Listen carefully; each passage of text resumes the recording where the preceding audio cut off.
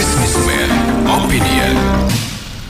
Inilah Businessman Opinion, mitra bisnis. Kisruh pembahasan revisi Undang-Undang TNI yang heboh nih. Bahkan pembahasan anggota DPR di Hotel Fairmont beberapa waktu lalu digerebek oleh sejumlah massa yang menolak pembahasan RUU TNI itu yang dinilai tidak urgent dan berpotensi mengembalikan dui fungsi TNI. Selain itu, massa tersebut juga memprotes pembahasan RUU TNI yang dilakukan secara tertutup. Apa komentar Anda? Di 633-9160 atau WhatsApp call di 0816-924-924. Begini, penembakan di Lampung ya nih saya. Duren makan cempedak dong. Duren kan duri lebih tajam kan. Cempedak kan polisi. Kalau dulu kan jeruk makan jeruk gitu. Ya itulah manusia ya. Seperti di sini di Timur Tengah di mana ya gitu ya, manusia hidup ya gitu. Di Ukraina gitu ya. Sebenarnya masalah ini sekarang ini yang kita punya laptop itu tujuan kita ngomong itu semua tergantung Prabowo, bener nggak? Iya. Dia kan masa jabatan ke 5 tahun. Kalau dia pintar dia hebat ya Indonesia maju, bener nggak? Kalau dia nggak pintar nggak hebat. Untuk masa depan dia memandang bangsa kita ya kita jadi bantet ya gitu-gitu. Ya mungkin bisa kacau juga bisa, bener nggak? Itu kan pemimpin kan tergantung pemimpinnya negara. Jadi Ukraina kan sejak dilantik sampai sekarang perang terus kan, bener nggak? Bodoh, bener nggak? Minta senjata untuk perang sama Rusia. Lu pada bisa lawan Rusia, dia punya nuklir kan? Gitu juga Korea Selatannya nggak ada angin, nggak ada hujan, darurat militer lah. Itulah. Jadi negara apapun tergantung pemimpinnya tuh. Sama aja perusahaan. Kalau perusahaan pemimpinnya pintar maju, kalau nggak ya hancur. Ya gitulah, kita harap Indonesia nggak kacau balau ya. Ada keadilan, bisa membasmi korupsi ya saya. Ini saya sih agak emang dalam case ini harusnya kita lebih cari data yang lebih lengkap ya mungkin ya. Karena gini, mungkin saya sarankan Pas FM puterin itu Benix punya podcast ya. Benix tadi membahas mengenai Ray Dalio punya kedatangan. Dia ada beberapa poin yang mirip dengan apa yang dibilang bahwa sebenarnya si Ray Dalio itu menginginkan atau menyarankan Indonesia agak keras ya, atas tegas gitu. Nah, cuma yang mungkin kelengkapan resepnya si Ray Dalio itu ada menyangkut mengenai masalah korupsi dan transparan. Nah, mungkin supaya sama-sama bisa dengar kita ya menafsirkannya gimana gitu kan. Ini kan memang kita nggak boleh sembarangan menafsirkan wah ini baik atau buruk kalau kita nggak tahu datanya kan. Yes. Dan kebetulan Bu Bila lebih lengkap lah datanya. Jadi mungkin mudah-mudahan ya kita sih berharap yang terbaik lah untuk itu. Pertama mengenai dikotomi TNI, ABRI, Polri, sipil. Itu kan udah isu lama dan sejak reformasi sebenarnya tentara udah reformasi habis-habisan dan sipil yang banyak ke depan. Tapi kondisi kita kan kayak gitu. Lihat aja apakah korupsi kita atau gimana. Jadi orang sipil juga harus introspeksi. Yang kedua, kemarin itu saya pikir itu lebih cenderung karena pemerintah kan baru melakukan efisiensi anggaran dan bla bla bla segala macam. Lalu tiba-tiba ini ada diisukan ngomong wah apa di hotel mewah terus gak ada urgensinya, wah langsung simpul sensitifnya itu kan nongol gitu loh. Nah jadi ya situasinya memang nggak pas gitu dan itu ya sah-sah aja lah. Tapi sebenarnya kan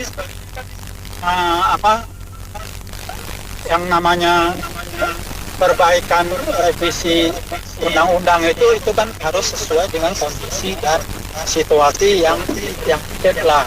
Itu jadi mungkin mau diupdate itu mestinya sih oke aja.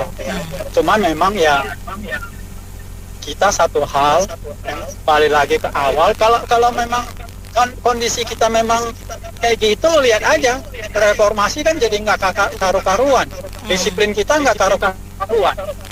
Jadi kalau ngomong disiplin nggak karu-karuan, ya makanya kemarin kan Gubernur Jawa Barat Kang Deddy Mulyadi kan mau sekolahin atau wajib militer dulu.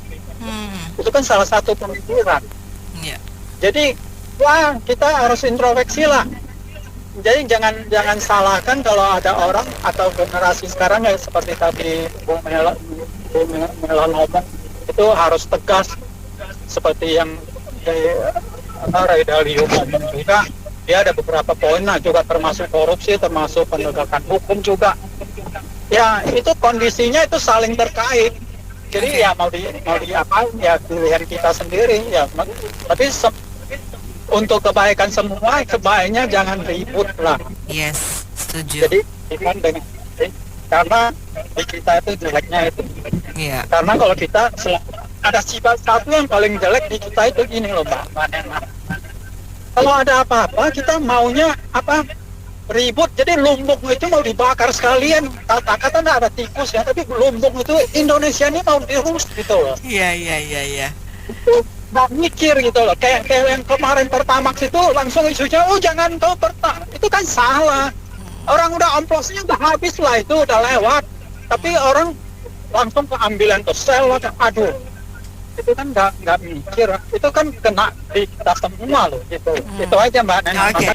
Ya, kalau saya lihat ini sinyalnya memang sudah semakin nyata. Saya jujur, saya dari kemarin memang ini saatnya. Karena sipil sudah 27 tahun ini tidak menghasilkan apa-apa, bahkan negara tambah lama bukan tambah bagus. Jadi saya ngelihat Pak Prabowo mungkin melihat hal ini. Kita lihat aja Pak Prabowo statement bahwa Indonesia ya demokrasi, tapi demokrasi ala Indonesia gitu. Nah, yang seperti apa menerjemahkannya, mungkin ini salah satunya. Saya yakin juga kalau toh TNI juga aktif, tidak akan seperti dulu. Pasti ada modified tertentu. Apalagi sekarang sudah zamannya. Hari ini ada berita apa, sudah seantero, sudah pada tahu gitu loh. Nah, ini menurut saya, tapi ingat kedisiplinan. Bahkan kalau kita lihat MBG apa itu makan siang itu makan bergizi gratis. Ya. Nah, makan bergizi gratis. Siapa pelaksananya? Banyakan TNI. Kenapa? Karena hanya mereka memang yang bisa. Coba kalau sipil yang ada mulutnya aja itu, hasilnya juga nggak ada, nggak nyampe itu sampai. Ibaratnya kalau jam 1 harus nyampe, ini baru maghrib dia baru nyampe itu makanan itu. Bukan makan bergizi gratis dong, makan maghrib gratis, makan buka puasa gratis. Jadi mohon maaf saya katakan orang sipil sudahlah, apalagi saya masyarakat, saya lihat ya kita lihat gitu loh. Mungkin Pak Prabowo melihat celah itu. Yang kedua, kalau ini dibiarkan memang korupsi akan merajalela. Bukan berarti di TNI nggak ada korupsi loh ya. TNI juga banyak korupsi, tapi yang korupsi itu nggak, ya rata-rata yang di atas gitu loh. Jadi lebih gampang untuk menghandle itu dibandingkan dengan sipil. Mulai dari bawah sampai atas, udah rame-rame banjaan itu. Mungkin di sana saya ngelihat ya. Jadi mudah-mudahan dengan keteraturan, dengan kedisiplinan yang punya mereka, kemudian TNI juga banyak orang pintar, saya bilang, karena strateginya mereka juga jago-jago. Ya, investasi bakalan banyak masuk kalau memang ada jaminan di situ. Saya pikir itu. Yang katanya digerebek ya Kak, emang lagi ngapain berbuat mesum ya digerebek? Biasa tertutup itu biasa pasti ada mesumnya di dalam. Boleh dong ya Kak ya. Lah kenapa tertutup? Yuk kan membuat produk undang-undang lah ya Kak ya. Kenapa ditutup-tutupin di hotel berbintang lagi? Jadinya saya konotasinya bawa pulsa kali itu mereka semua itu. Ngapain ngumpet-ngumpet di bintang 5? Ilah Masya Allah ya nggak Kak? Macam DPR kekurangan ruangan begitu ya nggak? Rakyat bolehlah menjadi ragu. Yuk ngapain pada semua tertutup gitu loh ya Kak ya? Yuk wakil rakyat loh. Yuk melakukan apapun harus atas nama rakyat dulu. Yang saya lucu even si yang punya podcast itu yang bekas mentalis, ikut bicara sampai bilang anarkis. Aduh, saya bilang, kelakuan kalian aja udah nggak nunjukin kalian wakil rakyat. Saya bilang begitu ya Kak ya. Saya cuman, aduh, mau ngomong apapun kita cuman draft pasal yang kita ganti ini. Siapa yang percaya mau omongan lo orang sih? Saya cuma mau ngomong gitu. Lo orang semua itu, apalagi Gerindra. Aduh, kemarin ngomongin Ahok itu yang si botak itu, macam kelakuannya bener aja juga. Ternyata di video ada tangkap sama salah satu direkturnya juga. Jadi kalian ini, sorry itu saya ya, wakil rakyat atau wakil apa kalian? Gitu loh, wakil kantong gitu ya. Nggak bener mereka ngomong. Saya nggak percaya itu sampai bener-bener jadi undang-undangnya. Mereka ini kan bisa main simsalabim, tiba-tiba ntar undang-undangnya yang berlaku beda kan Kak. Itu mah udah lazim lah mereka lakuin itu. Buat saya mah, aduh, lo orang semua pembohong semualah, gitu aja. Kita mah nggak percaya. Sekarang kita balik ke TNI. Kak, sepengetahuan saya, koreksi ya, TNI ini nggak bisa diadili di pengadilan biasa. Ya. Kalau dia tertangkap korupsi, jangan harap bisa diadili sepengetahuan saya. Karena mereka punya pengadilan sendiri, namanya pengadilan militer. Ya. Dan tidak ada sejarahnya saya tahu ijo itu bisa diadili. Kalau coklat bisa.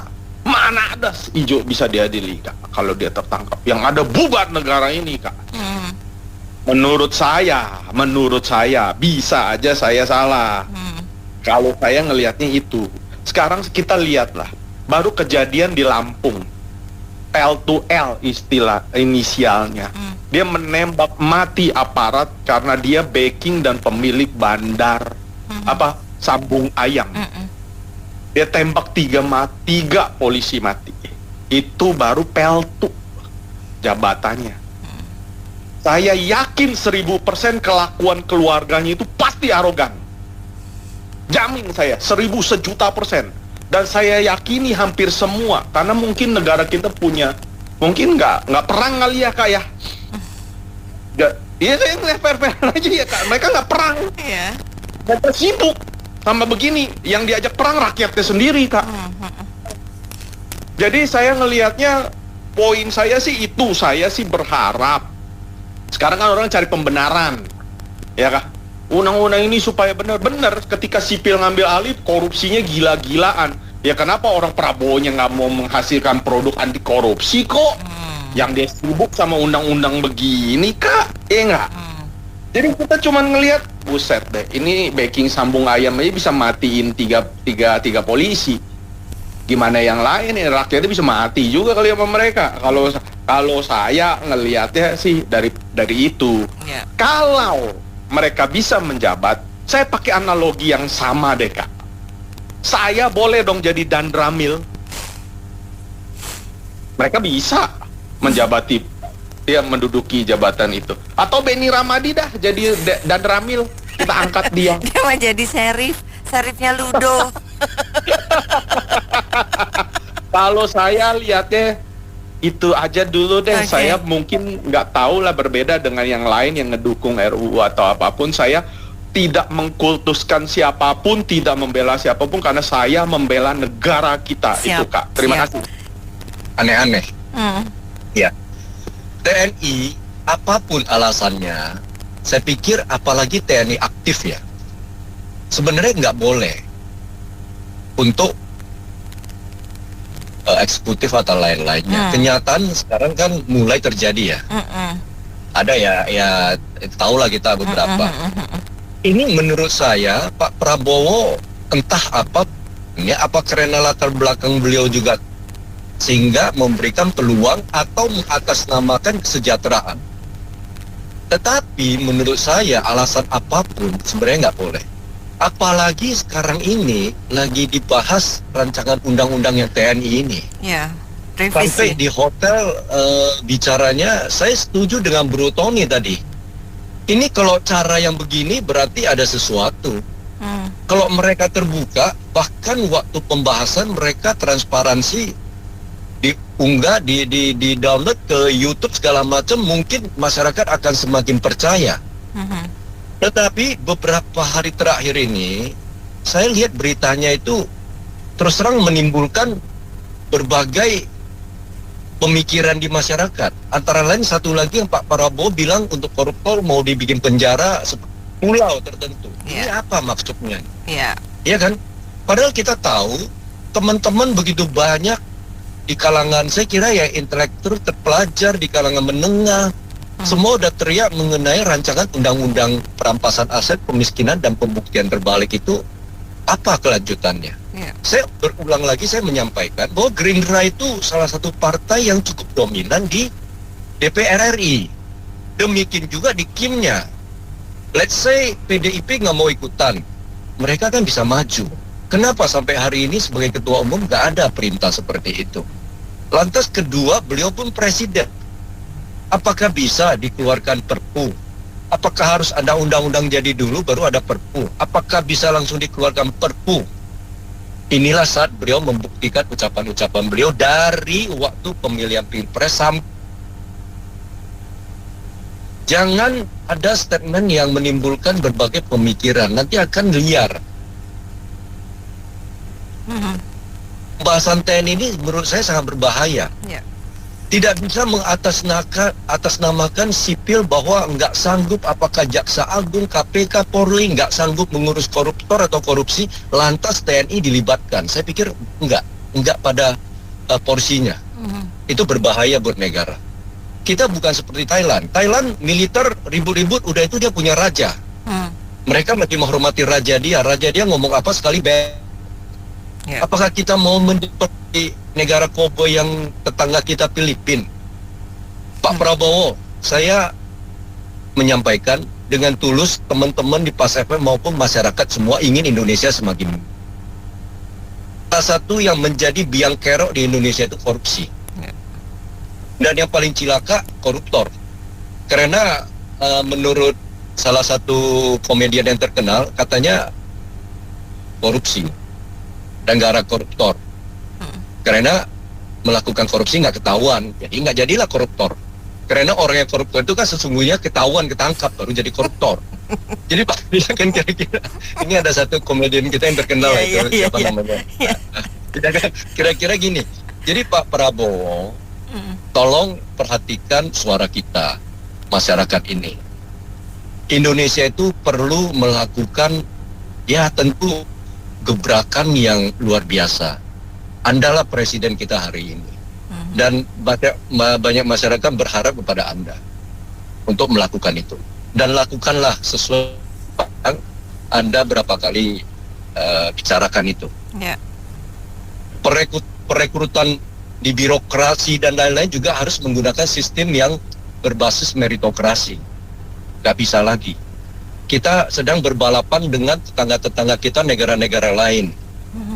Jangan lupa, indeks korupsi Indonesia sekarang posisinya bisa dicek di Google, kita udah kalah dengan Vietnam. Gak usah bilang Singapura, gak usah bilang Malaysia. Kita udah kalah dengan Vietnam. Ayo Pak Prabowo, mudah-mudahan Anda serius dan Indonesia akan dibawa lebih baik. Bener. Ini kacau balau ya. Itu coba yang di Lampung itu tentara bunuh polisi itu gara-gara apa? Sabung ayam. Itu kan rebutan kue, ekonomi. Jadi ujung-ujungnya ke arah situ. Ini kenapa mau Orde Baru Jilid 2 ini sama mau dibagi-bagi supaya kekuasaan langgeng, aman, tentram. Saya takutnya pas kalau terlalu ngomongnya keras, tahu-tahu dikirim panser nanti di situ di Gajah Mada tuh. Nggak apa-apa, nanti dimasakin sama Nena. Jadi menuju ke arah sana, kita lihat ini ya, Bapak Presiden kita itu terobsesi sama Cina dan Singapura, pemerintahan otoriter. Tapi dia nggak mikirin bahwa good governance-nya gimana, nggak pernah diurus. Pokoknya mesti otoriter. Apa ngomong dari pidato aja, body language-nya juga, saya akan kejar ke kutub utara apa kutub selatan, atau Anda masuk ke bumi saya akan kejar ke sumbunya.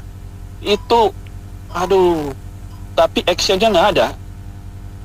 Dia sekarang ini cuma kumpulin kekuasaan, kumpulin sumber ekonomi buat kelanjutan pemerintahan lagi. Adiknya sudah ngomong 2029 akan begini, akan begitu, akan 30 juta rumah.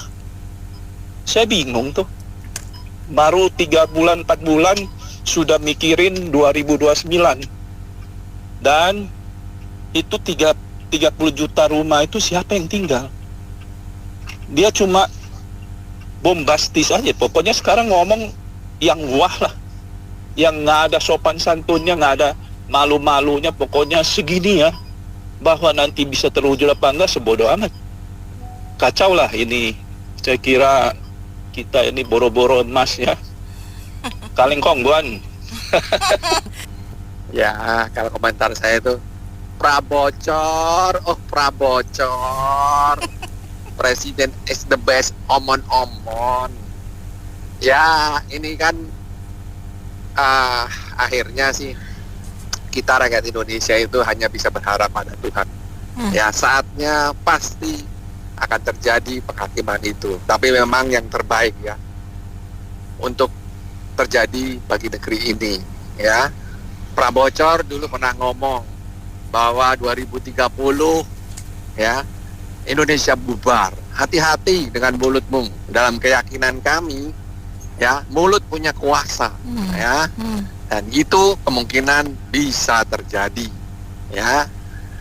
Nah, dan juga bagaimana peristiwa penggerbekan, dan ini mengenai temanya penggerbekan Fairmont ya kan, oleh rakyat. Ya, menurut saya Kontras itu mewakili rakyat.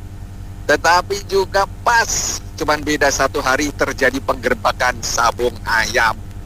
Itu kan sesuatu peristiwa yang sepertinya hanya kebetulan, ya kan?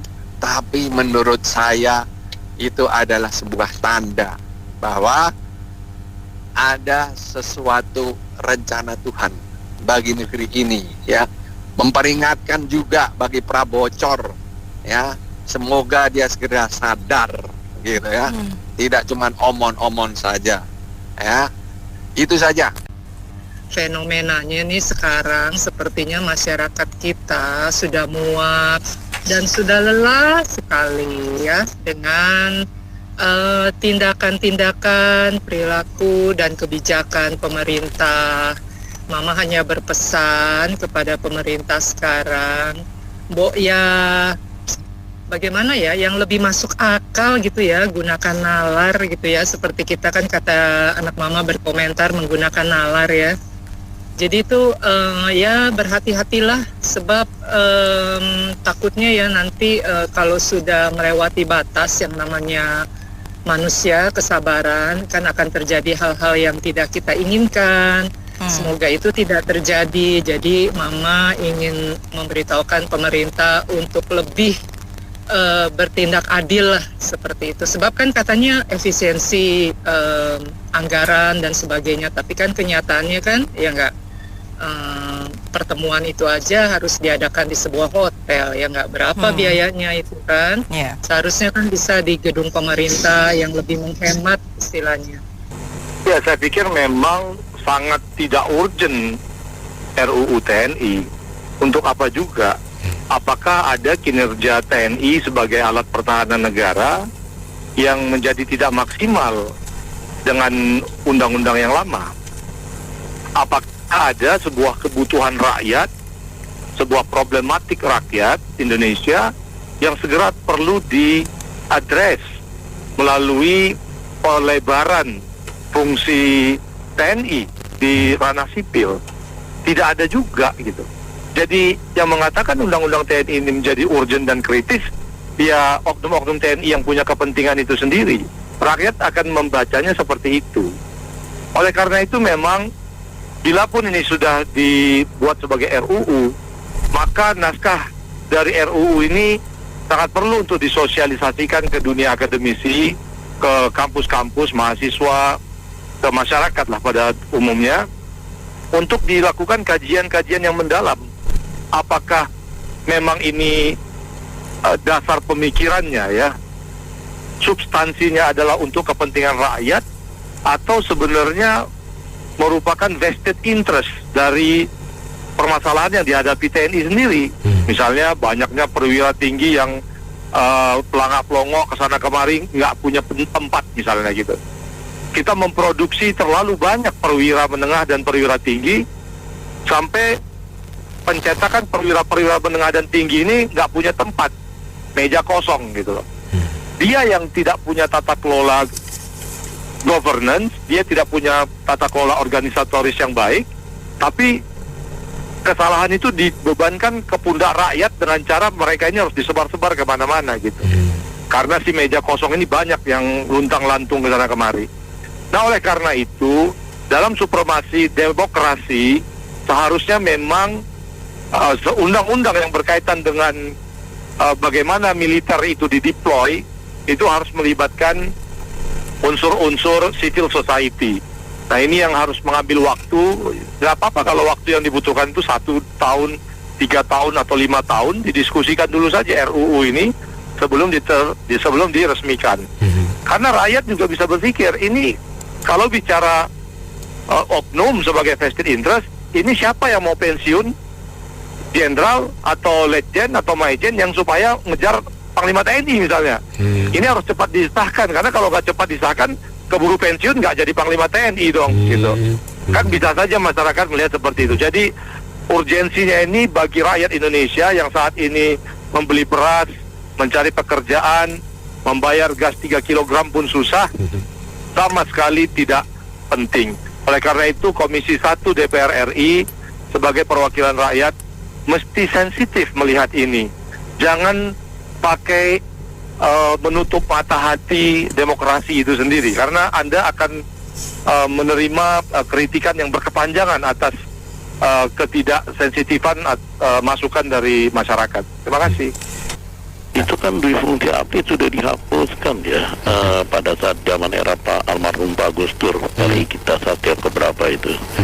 Harusnya tidak dihidupkan kembali gitu loh.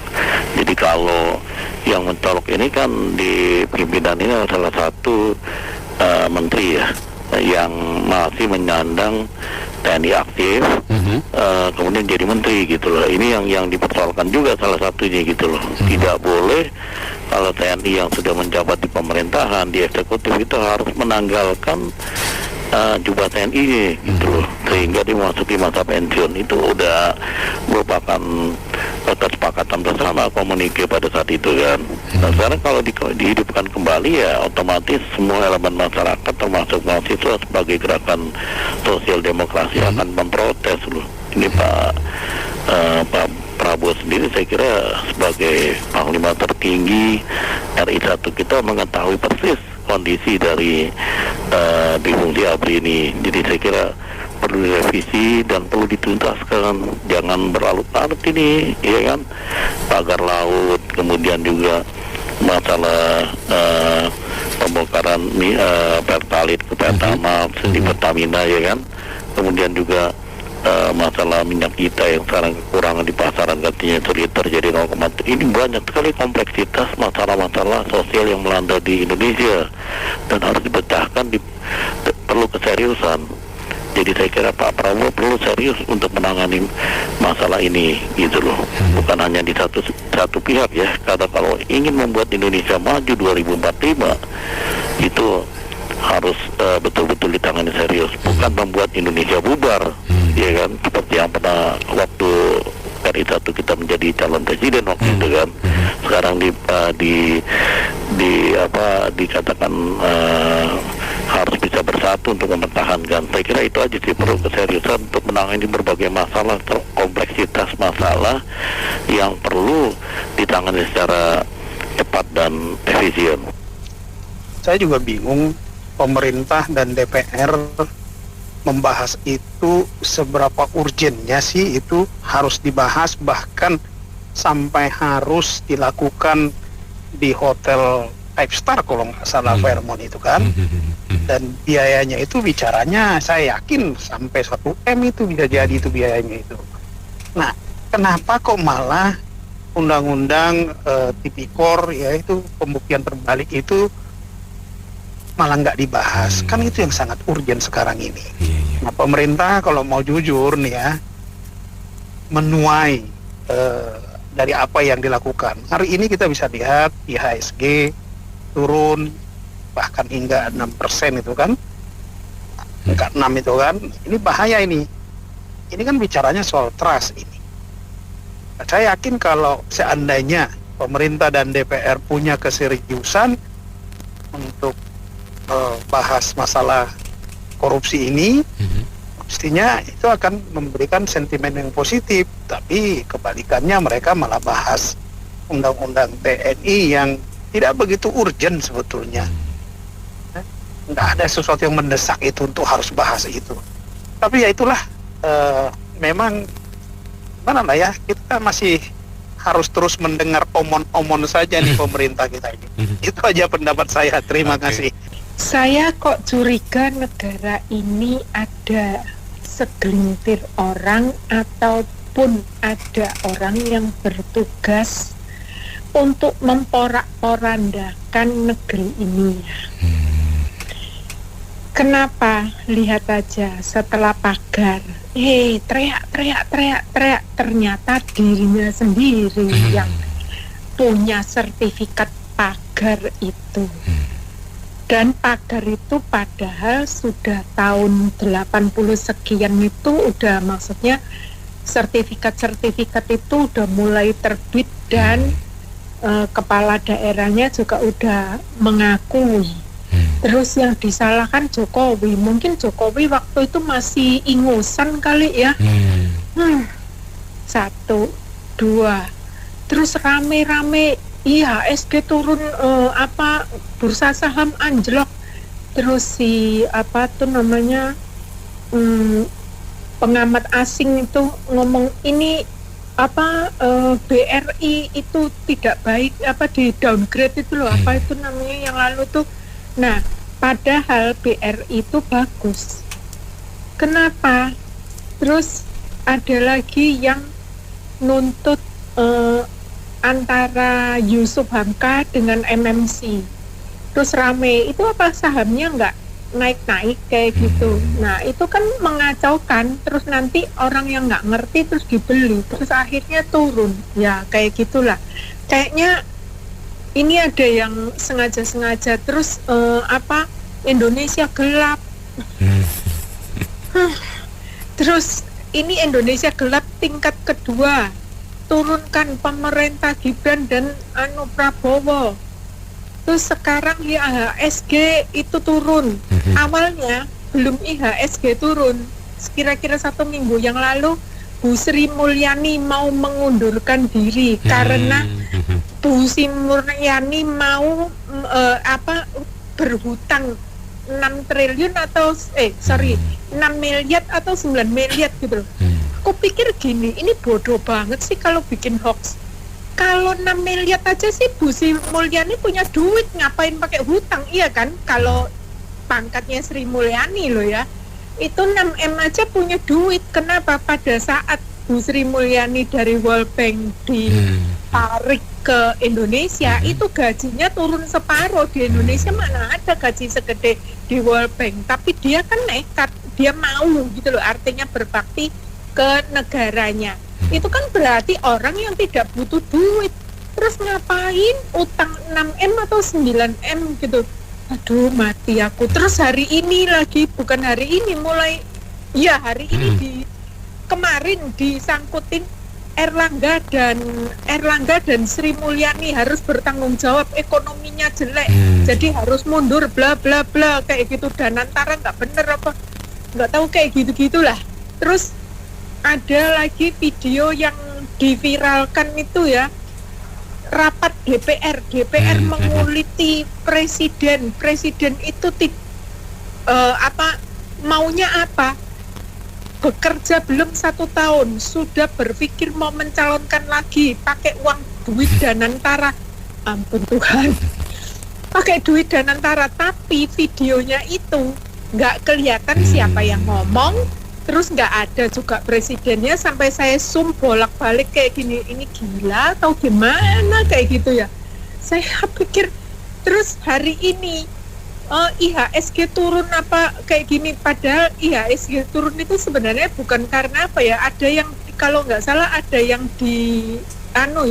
ada yang ditahan kalau nggak salah, nggak boleh jual kayak gitulah karena iya pokoknya karena turun kayak gitulah. Saya diberi itu selebarannya, tapi digandengin ke Sri Mulyani akan turun karena Sri Mulyani dan Erlangga Hartarto akan turun karena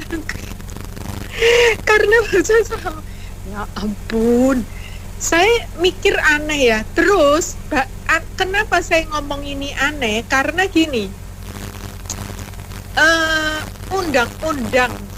revisi undang-undang polisi dan revisi undang-undang TNI itu sudah dibahas sejak bulan 6. Cari di YouTube itu ada, mulai bulan 6 itu udah mereka, maksudnya YouTuber itu udah posting tentang mengkritisi tentang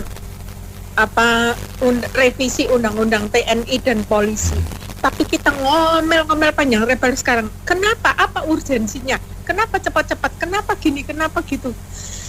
Padahal tadi pagi kalau dibacakan Mbak Nena itu ya, yang direvisi ada 3 pasal, itu semuanya sebenarnya benar. Kalau mau masuk ke pemerintahan harus copot jabatan dulu, harus mengundurkan diri dan sebagainya. Ya udah bener dong. Terus kenapa? Emang salahnya apa? Kan kayak gitu. Gak tahu deh. Saya sih menduga ya, Pak Prabowo ini udah punya rencana yang kita itu nggak tahu gitu ya. Tapi saya sambungin dari Ray Dalio itu ya, advice-nya Ray Dalio ke Pak Prabowo, itu kayaknya dijalanin, walaupun teorinya itu teori Deng Xiaoping dan teori Lee Kuan Yew itu tidak 100% diambil plek-plek gitu ya, tapi kayaknya Pak Prabowo ke arah sana gitu loh. Kalau enggak, korupsi ini enggak akan beres. Beneran nggak akan beres. Lah ini coba itu di Sumatera Utara ada anak buahnya Bu Sri Mulyani perpajakan mengatakan dia tahu buronan KPK itu siapa itu namanya, buronan KPK yang udah mulai tahun 2020 sampai sekarang itu dilindungi oleh bekas presiden dan BIN. Orangnya nongol loh, namanya siapa saking saya nggak apalin ya. Disebutin di Sumatera Selatan. Ayo sekarang KPK mampu nggak kejar kayak gitu. Dan orang-orang sekarang pada berani maksudnya ngeluarin ini karena Pak Prabowo itu udah banyak videonya yang diancam gara-gara membredel mafia migas ini, dia diancam, tapi dia nggak takut gitu ya. Jadi orang-orang sekarang pada nggak takut, semuanya di backup Pak Prabowo untuk nyebarin hal-hal yang memang mereka ketahui, dan itu pun pengancamannya dirancang dan dilakukan rapatnya itu di hotel di Malaysia apa kayak gitu-gitu tuh ada loh kayak gitu tuh, anak-anak tuh posting banyak. Nah hal-hal seperti ini saya makin ngelihat makin aneh gitu loh. Kayak gimana ya kita ini nggak tahu deh, kalau kita berantem kita sendiri terus maki-maki gini ya, kalau memang maunya ke zaman otoriter, yang diotoriterin siapa? Kalau koruptor, banyak kok anak muda yang setuju. Kalau koruptor dibersihkan benar-benar bersih dengan tangan besi. Iya. Nah, jadi lihat dulu, kalau kita nggak ngapa-ngapain, kita cuman ngoceh kayak gini, terus habis itu diculik, itu ya nggak mungkin. Dan sekarang ini kan sosial media udah terang benderang kayak gitu ya kan. jadi itu nggak mungkin punya kayak gitu loh. Udah deh, makasih. Ya ini kan dugaan kita ya, ini memang di TNI ini banyak orang-orang yang non-job bagi jenderalnya, termasuk di polisi juga barangkali. Iya. Orang udah pangkatnya tinggi-tinggi tapi non-job gitu, nggak punya jabatan. Ya makanya diusahakan gimana caranya tuh dikaryakan lah di tempat-tempat kecil kan. Nah, tapi ya gitu, kalau udah dipegang oknum dari TNI itu semakin sulit orang memberantas korupsi. Nyatanya dulu di TNI kan Asabri berapa korupsinya, nggak jelas namanya, siapa yang tanggung jawab, nggak ada yang berani periksa. Siapa yang berani periksa? Kemudian isu dulu pembelian senjata, isu-isu korupsi nyata sekali, tapi nggak ada yang berani periksa. Beli pesawat tempur waktu itu yang katanya bekas helikopter apa itu zamannya Pak Jokowi, nggak ada yang berani periksa, yakin. Nah ini juga akan terjadi kalau mereka jadi penguasa itu, nggak bakal ada yang berani periksa, termasuk BPK lah, siapa lagi tuh, BPKP lah, nggak bakalan berani periksa. Jadi sulit. Pajak juga nggak berani periksa, laporan pajaknya nggak bakal diperiksa. Jadi sudahlah, menurut saya sih agak sulit kalau beliau dari TNI yang berkuasa. Seperti yang Bapak tadi bilang, karena mempunyai senjata itu. Kecuali ya kalau pensiun ya sudah pensiun ya dan tidak senjata ya, barangkali lebih ini. Itu pun bau-bau kekuasaan dari TNI itu akan sulit ya dihindari, dan orang juga masih mikir untuk periksa para jenderal itu di departemen-departemen yang mereka pimpin nantinya gitu. Jadi menurut saya sih agak memang sulit, memang sebaiknya jangan gitu. Makasih. Jadi pikir gini lah, ini TNI kalau dilibatkan langsung ini sebenarnya berbahaya bagi negara, karena kita belum nyampe. Kita nggak ada seperti Thailand itu ada raja yang masih dihormati. Militer ribut-ribut, raja turun tangan, damai-damai lagi. Kalau enggak, kita di sini susah. Mungkin saya nggak ngerti ini Prabowo ini apakah udah pusing dengan partai politik sehingga beliau kesulitan mau coba pakai TNI, atau justru sebaliknya latar belakang beliau yang TNI justru mau memberikan panggung. Tapi apapun alasan dibaliknya, dengan rancangan perubahan RUU TNI ini, pasal-pasal tertentu yang mulai melibatkan jenderal-jenderal atau apalah di dalam TNI itu berbahaya bagi negara. Itu satu poin yang menurut saya penting sekali untuk digarisbawahi. Mudah-mudahan staf Pak Prabowo ada dengar, itu banyak komentar dari intelektual dan kalangan menengah dan berbagai sumber, ini berbahaya. Sebab Pak Prabowo belakangan ini saya dengar yang beliau lontarkan yang penjara itu. Saya pikir koruptor. Ini betul, ini sepertinya ada apa. Dulu sempat mau ngejar sampai Antartika. Keras. Sekarang kok tiba-tiba mau bikin penjara ini. Apa nih maksudnya beliau nih? Nah, tetap titip pesan ke Pak Prabowo lah, bahwa beliau sekarang ini adalah presiden. Dan kita semua percaya beliau mau meninggalkan nama baik. Ya kan? Dengan umur yang segini, saya pikir beliau mau meninggalkan nama baik. Tolonglah Pak Presiden, korupsi di Indonesia itu bukan sekedar mengakar lagi. Ini udah sampai ke dalam-dalam ini. Kalau bilang mungkin udah gerakan bumi untuk megatrust. Berbahaya nih. Tolong Pak Prabowo tunjukkanlah keseriusannya dengan action langsung. Penting sekali bagi negara ini. Rancangan undang-undang perampasan aset, kemiskinan dan pengaturan uang kartal. Yuk Pak Prabowo realisasikan segera. Masyarakat akan dukung. Kalau Anda menggunakan TNI jenderal yang tulus, yang bersih benar untuk mengawasi, yuk kita lihat sama-sama seperti apa. Tentu yang udah purnawirawan. Karena mengawasi itu penting untuk memperbaiki Indonesia. Kalau enggak, saya pikir ini berbahaya. Sampai detik ini kita nggak melihat omong-omong doang nih yang kita tahu nih. Iya. Tetapi nyatanya kita lihat justru semakin berbalik nih. Udah lewat 120 hari ya kelihatannya ya. Jadi pesan kita tegas sekali. Radio Pas FM juga memberikan kesempatan kita untuk berbicara. Amin. Ini penting sekali. Ya. Jadi tolong Pak Prabowo sekali lagi tunjukkanlah keseriusan Anda. Karena inilah waktu Anda. Ya. Jadi selanjutnya saya kira kita mesti cari fuse, bro. Lu kalau udah serius-serius, gua udah mesti selesain, bro. Kalau lu udah serius. Kalau Pak Prabowo nggak serius, baru kita lanjutin, bro. Oke, siap. Gitu aja, bro. Terus apa gunanya reformasi? Buat apa?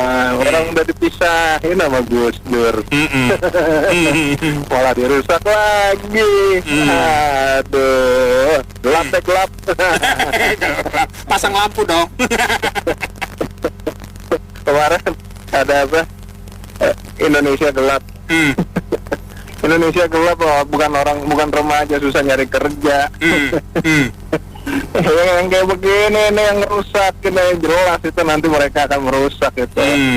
Bukan masalah mereka udah purnawirawan atau enggak, ya kan? Ya gimana ya? 300 juta orang kenapa harus double-double? LPDP banyak pengangguran. Buat apa jadi ada lagi LPDP, ya kan? Kenapa nggak mereka yang jadi staf menteri? Ya, kenapa nggak mereka yang jadi menteri? Buat apa gitu? Kenapa lo harus TNI gitu dimasuk-masukin buat apa? Ya, mungkin bukan Indonesia bangkit kali. Ya yang bau-bau kali mau bangkit. Itu aja bang. Oke. Jadi kalau menurut kita rakyat, kalau saya menilainya dua sisi ya Pak. Kalau kita rakyat ya berpikirnya sama seperti kayak Bapak sebelumnya, bahwa undang-undang hukum dari perampasan aset segera mungkin disahkan atau diperundang-undangkan. Oh itu satu sisi kan. Sisi yang keduanya kalau saya sebagai tokoh pemuda melihatnya ini kan kemarin anggota kepala dewan daerah itu kan sudah direstrik semua oleh di Magelang itu ya, menjadi dapat mandat katalog masing-masing cara kerjanya. Jadi saya menilai kalau TNI ini minta undang-undang yang harus disahkan, saya rasa itu cuman gosip belaka. Tapi lebih kepada MPR DPR-nya ini yang sekarang ditatar sama TNI-nya.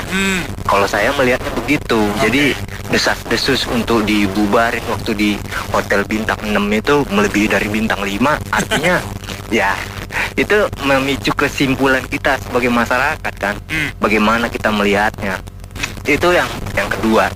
Yang menurut saya yang lebih kalah gak pentingnya Pak, seumpama TNI ini melalaikan tanggung jawabnya, yaitu lari dari mencintai Ibu Pertiwi ini, saya rasa bumi hanguskan aja besok ya kan. Kita nggak mau berpikir panjang lah. Kalau rakyat ini terus-terusan disakiti, terus-terusan dianiaya, siapapun nggak akan kuat Pak.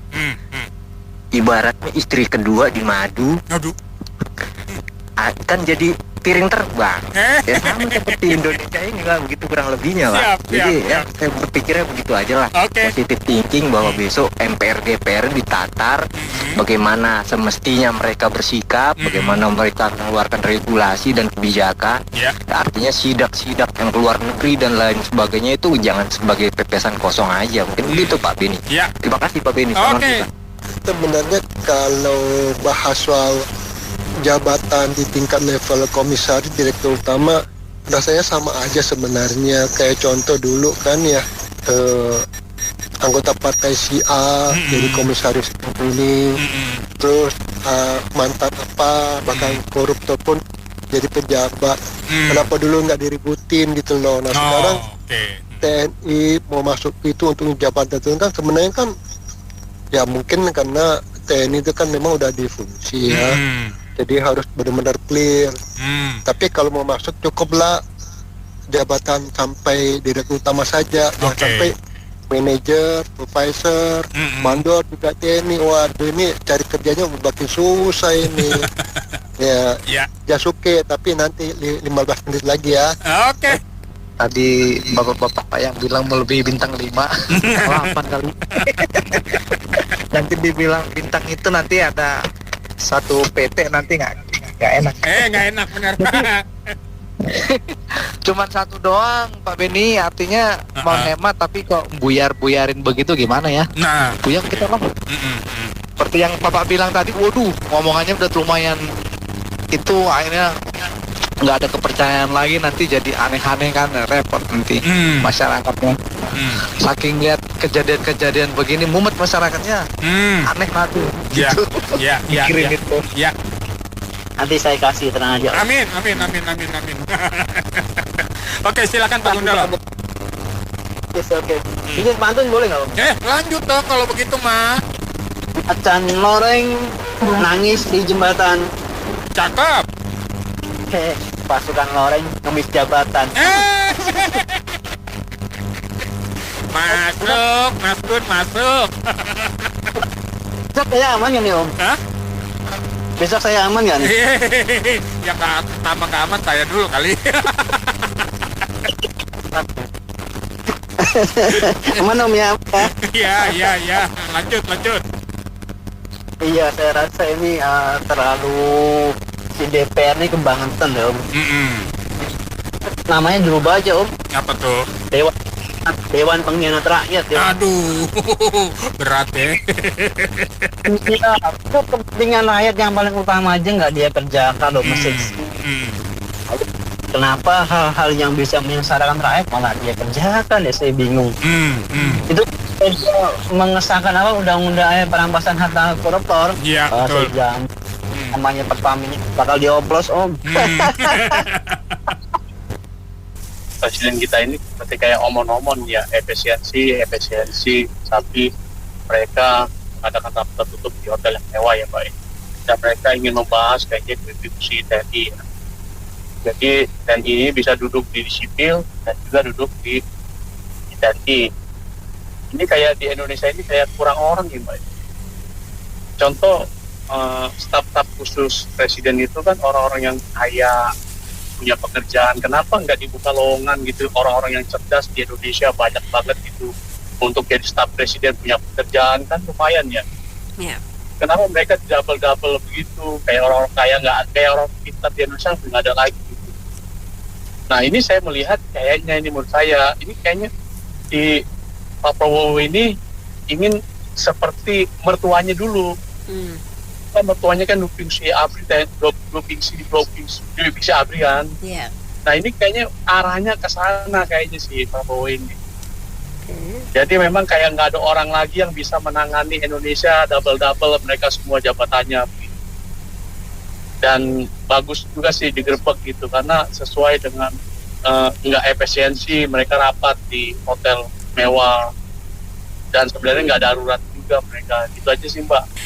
RUU TNI itu nggak penting, yang penting harus hukumnya tegas dan jelas supaya yang korup-korup itu kapok itu. Kalau hukumannya nggak ada, percuma. Semua juga mau jadi pejabat, bisa peres-peres segala. Lihatin aja tuh ada diberitain tuh polisi melakukan kejahatan apa tuh, perkosa anak-anak sama sampai 4 orang. Bagaimana di videoin lagi.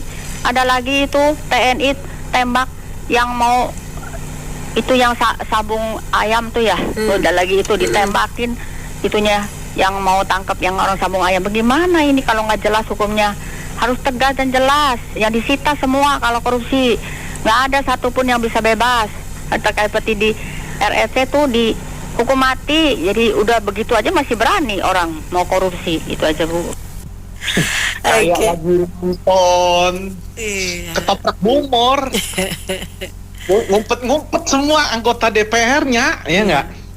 Kalau dibilang di dalamnya ada PDI malah ketuanya. Kalau di medsos sih kenceng PDI seolah-olah menentang, nggak tahu ketuanya di situ ngumpet-ngumpet pula. Jadi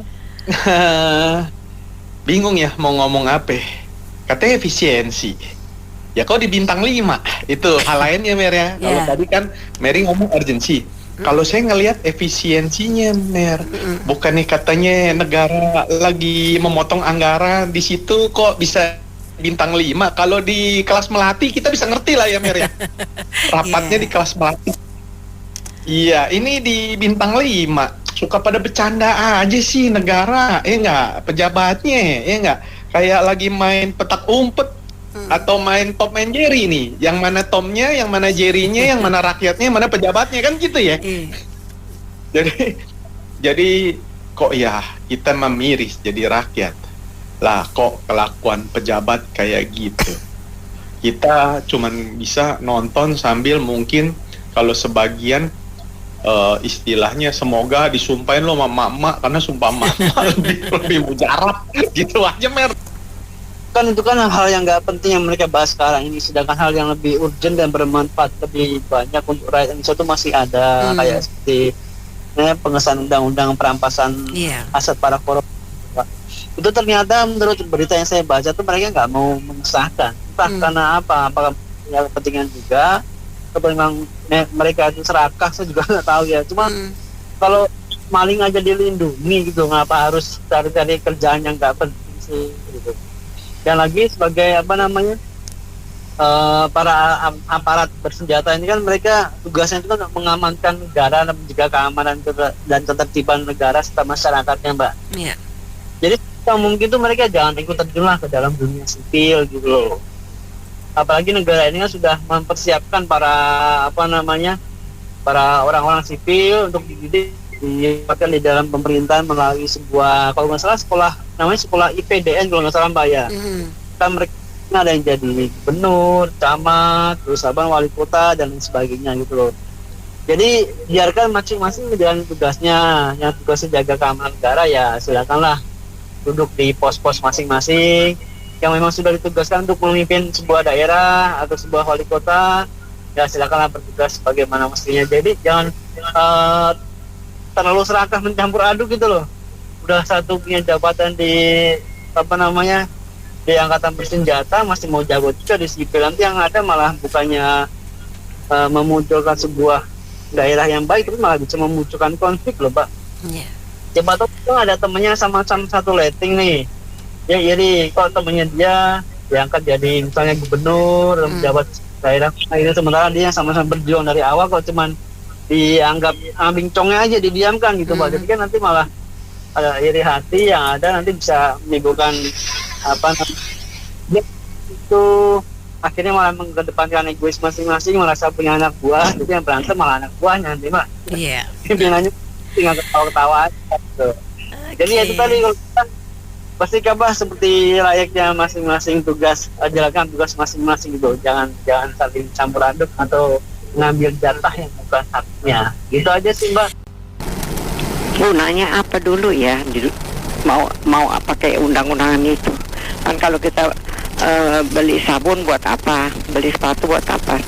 Nah, ini undang-undang ini buat apa dulu gitu ya? Satu, kedua, mungkin buat persiapan nanti kali 5 tahun ke depan. Buat kekuasaan apa saya nggak tahu juga. Kali ya nanti kan kalau sekarang untuk apa gitu? Apa untuk persiapan nih nanti kali 5 tahun yang lalu udah 5 tahun kan ada capres lagi kali ya udah ya.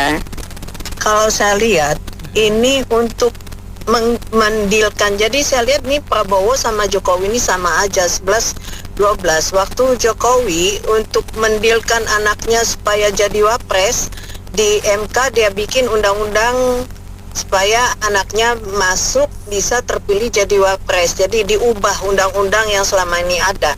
Nah kalau kemarin ini saya lihat makanya ngumpet-ngumpet TNI supaya si Teddy itu disahkan naik pangkatnya, padahal kalau dari sebelum itu dari mayor untuk jadi letkol itu harus ada 18 tahun untuk dia aktivitas dia memang di tempat peperangan, tetapi kenyataan tidak. Dia kan juga cuma ajudan, buka tutup pintu, buka bawa ini bawa itu. Prabowo tiba-tiba dia naik letkol. Itu kan bikin tentara yang lain itu jealous. kalau melihat ini. Jadi disahkan oleh itu, makanya mereka tuh ngumpat bikin undang-undang supaya si Teddy ini sah aja jadi letkol yang diangkat oleh Prabowo. Padahal itu sebetulnya tidak sah. Makanya rakyat yang peduli dia itu tidak suka seperti itu. Makanya mereka tuh bikin undang-undang, termasuk DPR juga. Katanya wakil rakyat, kok tidak berpihak kepada rakyat. Kalau menurut saya begitu aja, Mbak Nita. Baik, Makasih. terima kasih kembali Bu Mita atas komentarnya.